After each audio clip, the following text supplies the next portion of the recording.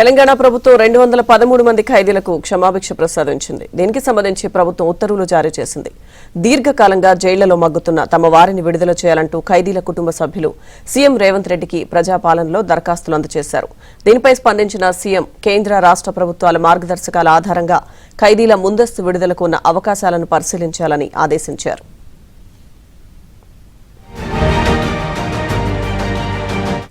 అధికారులు అర్హులైన ఖైదీల జాబితాను కేబినెట్ ముందుంచారు. కేబినెట్ ఖైదీల విడుదలకు ఆమోదముద్ర వేసింది. నేడు చర్లపల్లి జైలు నుంచి 213 మంది ఖైదీలు విడుదల కానున్నారు. వీరిలో 205 మందికి యావజ్జీవ శిక్ష పడింది. మిగతా 8 మంది తక్కువ కాలం శిక్ష పడినవారు. సత్ప్రవర్తనతో సమాజంలో కలిసిపోయే విధంగా ఖైదీలకు కౌన్సిలింగ్ ఇప్పించారు.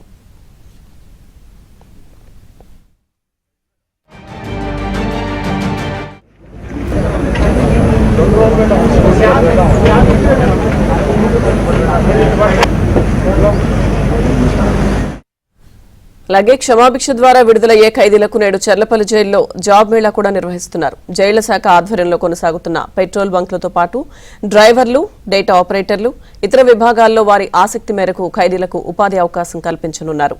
అవసరమైన వారికి అర్హత బట్టి ప్రైవేట్ సంస్థలు కూడా ఉపాధి కల్పించేందుకు ఏర్పాట్లు చేస్తున్నారు.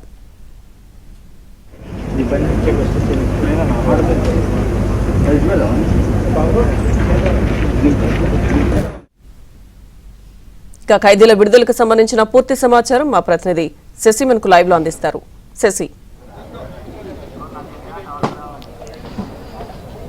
క్షమాభిక్ష కారణంగా సుమారుగా 213 మంది ఖైదీలు నేడు విడుదల కానున్నారు. వీరందరికీ కూడా కౌన్సిలింగ్ నిర్వహించి అనంతరం వీరికి జాబ్ మేళా కూడా నిర్వహించారు. ప్రస్తుతం నేను చర్లపల్లి జైల్లో ఉన్నాను. ఇక్కడ విడుదలయ్యేటటువంటి ఖైదీలకు వాళ్ళ సత్ప్రవర్తన, వారికి సంబంధించినటువంటి అంశాల కారణంగా వారందరినీ కూడా ఈరోజు విడుదల చేయనున్నారు. అలాగే బయటికి వెళ్ళిన తర్వాత వారు జీవించడానికి వీలుగా, ఉపాధి పొందడానికి వీలుగా కూడా ప్రత్యేకమైనటువంటి కార్యక్రమాలు ఇప్పటికే చేస్తున్నారు. వారికి జైల్లో ఉండగానే కొన్ని అంశాల్లో శిక్షణ ఇచ్చున్నారు. ఆ శిక్షణ ఆధారంగానే ఈరోజు జాబ్ మేళా నిర్వహించి ఆ జాబ్ మేళా ఆధారంగా వారికి ఉన్నటువంటి ఏ రంగాల్లో ఆసక్తి ఉందన్న అంశాలను దృష్టిలో ఉంచుకుని వారికి ఉపాధి కల్పించే విధంగా కూడా ఏర్పాట్లు చేయబోతూ ఉన్నారు. ముందుగా ఈ 213 మందిలో 205 మంది యావజ్జీవ శిక్ష పడిన వాళ్ళు ఉన్నారు. మిగతా 8 మంది ఖైదీలు నాన్ లైఫ్ ఖైదీలుగా ఉన్నట్టుగా తెలుస్తుంది. వీరందరికీ కూడాను ఇటు టైలరింగ్ తో పాటు వివిధ అంశాల్లో శిక్షణ ఇచ్చినటువంటి సందర్భం కూడా ఉంది.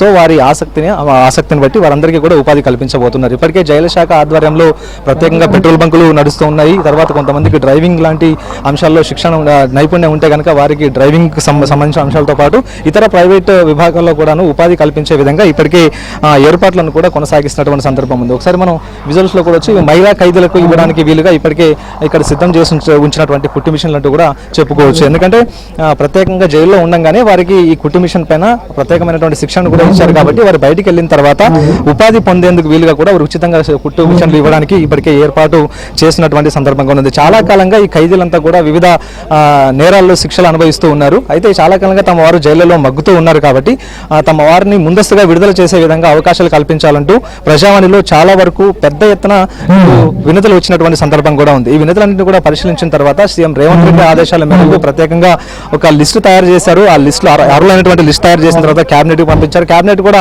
ఆమోదం ఇవ్వడంతో 213 మంది ఖైదీల విడుదలకు మార్గం సుగమం అయిందంటూ కూడా చెప్పుకోవచ్చు. సో మొత్తానికి మరికొద్ది సేపట్లో ఈ జాబ్ మేళా అనేది ప్రారంభం కాబోతోంది. ఈ జాబ్ మేళాలో వారందరికీ ఉపాధి అవకాశాలు కల్పించబోతూ ఉన్నారు. అయితే బయటికి వెళ్ళిన తర్వాత కూడా సత్ప్రవర్తన కలిగి ఉండాలంటూ కూడా ఇప్పటికే జైలు శాఖ అధికారులు చెప్తూ ఉన్నారు. బయటికి వెళ్ళిన తర్వాత సుమారు బయటికి వెళ్లే ముందు 50,000 రూపాయల పూచికత్తు వీళ్ళు సమర్పించాల్సి ఉంటుంది.